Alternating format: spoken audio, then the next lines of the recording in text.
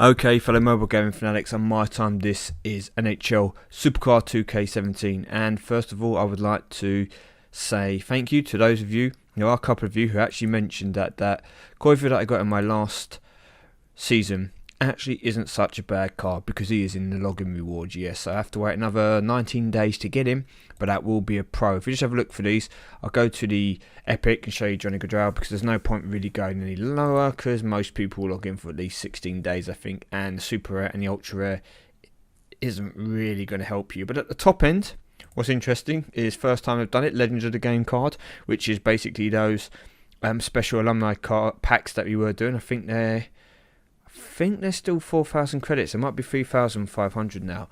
Yeah, it's the first time in this game that they have brought out such cards in the rewards. So it's going to be a single for everyone unless you happen to buy some of those packs, which therefore it would make a pro. Now, unfortunately, he's not one of the ones that I got. Is this an attempt to get people to encouraged in terms of buying those packs to make them think, oh, hey, you know, if I get one or two of these from login rewards, maybe it's worth opening a pack to see if I can get a pro. Maybe they're going to start giving these kind of rewards out in the events. I don't know. It's going to be interesting to wait and see what happens there. But with all that said, we're going to go to Rink in a moment. In my current season, I should hopefully, okay, I'm going to keep emphasising hopefully because there are no certainties at the moment, but should be able to get back to a final. I've just energised at the moment, and it's going to be quite, close at the top, but hopefully we will get to the final. Get two more legendary cards, improve that team. I definitely need to improve the team by quite a bit if I'm going to be competitive in the next road to the Stanley Cup. That's going to be the mode which is going to cause me the most problems at the moment still. I've got nothing new to show you, nothing great from pools. I have been playing Rink, okay, and currently 1-8. My plan, if I can today, is to get myself as high as possible around the 8,000 to 10,000 mark. I think I'm going to try and aim for 10,000 at the end of the event. Try and get to about 8,000 points at the end of today, and that'll give me a chance to hopefully remain in the top 250, and I'll show you why. So the rewards, 1st to 25th gets you 2 Rink Tyler Seguins, which would be good to get, but it's not the end of the world if I don't, and 1 Vladimir Tarasenko. Now if we scroll down, 26 to 100 gets you just the 2 Seguins, and if you come down here you get a pro Tarasenko if you get the top 250. So I'll end up with some kind of pro card as long as I remain in the top 250. So that's going to be the aim. If I fall out, I get the single star, and even further down is the John Tavares dupe and the Steven Stamkos. So for me, given my place at the moment, I should end up in these tiers anyway. But this is where I'm going for. This is my realistic target, top 250. If I can maintain myself in the top 100, that's even better, because a star pro will help me in my exhibition, which will help me to potentially pull legendary cards more frequently to have a better chance of getting those star cards. And I've still not got my star reset yet, so to improve my opportunities and the chances that I'm going to get those cards drop, and obviously to help me just progress through the tier.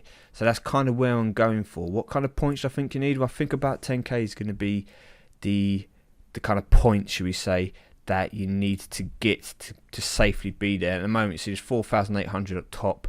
1931 would put you in the top 100, and we are in Friday. So yeah, I'm going to probably have to aim for about 10k to get into here, and I'm not going to really be able to do that over the weekend. I'm busy on Saturday and Sunday with my fiance and with work both days, so it's pretty much going to be, if I don't get it done today, then it's not getting done. But that's not going to prevent us from giving it a go, trying to get that reward for you guys. Let's go to edit lineup and show you what I've been running. So this is the lineup I've opted for. Now I'm going to let you know a few things. I have tried a number of combinations. I've tried what that I can do. I've tried running epic pros and single legendary cards. I've tried running some epic pros and some, I didn't have many single epic cards, so I couldn't really do that one. So epic pros and legendary pros, and basically I haven't been able to find a combination which enables me to win the majority of the time, kind of without really looking what I'm doing. I have to kind of focus, and it's tight, and I've even found myself coming up in situations where I'm facing cards that are better than cards I've even got in my 15 cards. So the things you have to look out for are you're going to use 15 outfield players, so no goalies. So bear that in mind. Goalies play no impact in this mode. And what I've gone for is I also picked all my best cards, then I removed 4 of them. And what I've gone and done is I tried taking 4 single legendary cards. So do this in obviously with relation to your tier. It could be the same if you had, say, epic pros and single epics and ultra rare pros. Just think of it along like that way, relate it to whatever tier you're in. But I've gone with 3 legendary cards that aren't trained up at all. I was running 3 legendary cards that were slightly trained up, 3 or 4 levels in, and I can show you, for example, if we scroll down here, I was running, oops, not an epic, I was running 4 cards which had all been fractionally leveled up, and you will see them here. So Jordan Stahl, Louis Eriksson, and David, that looks like Krejci or something like, who knows, and Koivu himself. So that didn't really yield me the kind of results I wanted. Although they were only leveled up a little bit, I think it messes up with the game's mechanics and the kind of people that they put you up against. So I decided to take that off and go with 3 legendary cards that have had absolutely nothing done to them at all, no enhancements, nothing.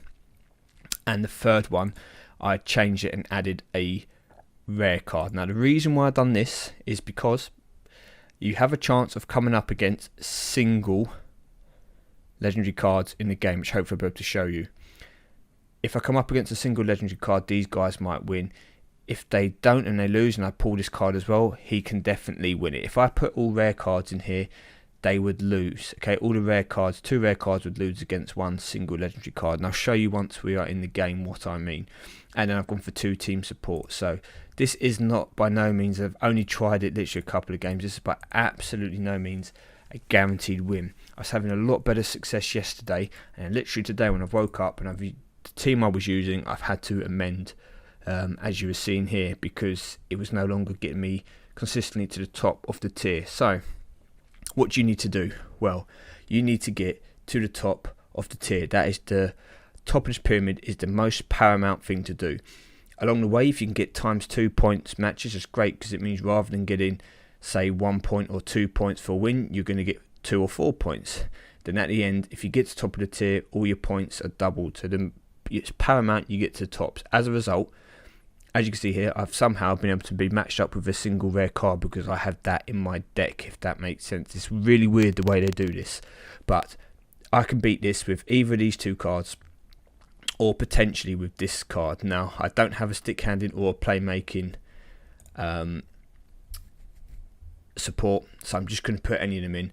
And if I look here, stick handling is 78 versus 77, and playmaking is 77 versus 81, so it's a bit of a risk. So as a result, I'm going to take one of my cards which can definitely beat it. I'm not going for the ×2 because I've got a really bad pick of cards down here. If you can see, 2 single legendary cards. I've got 3 of my 4 worst cards picked out of 15 cards I could potentially get. So as a result, I now have to play this game a bit more tactfully. I couldn't just take that ×2 route. I had to go this route. So next thing we're going to do is pick off one of the weaker cards again and attack one of these 2 weaker cards. Knowing that is skating and focus means that I should probably go here because it's a guaranteed win unless he procs, depending on what he procs in. What is he procking? I can't even see it. Just like stick handling, so that should be a win. So cool. So on the way up now, hopefully, if we get any good lineups, I'll just start to use my weaker cards. So here we go. We don't really need to look who we're playing. That's an easy win. And as long as we don't come up against any star pros, we should be fine. So come to the top. Here we go. Now the idea is by keeping this card down here, this rare card, if I did lose a close matchup, that would get me the win.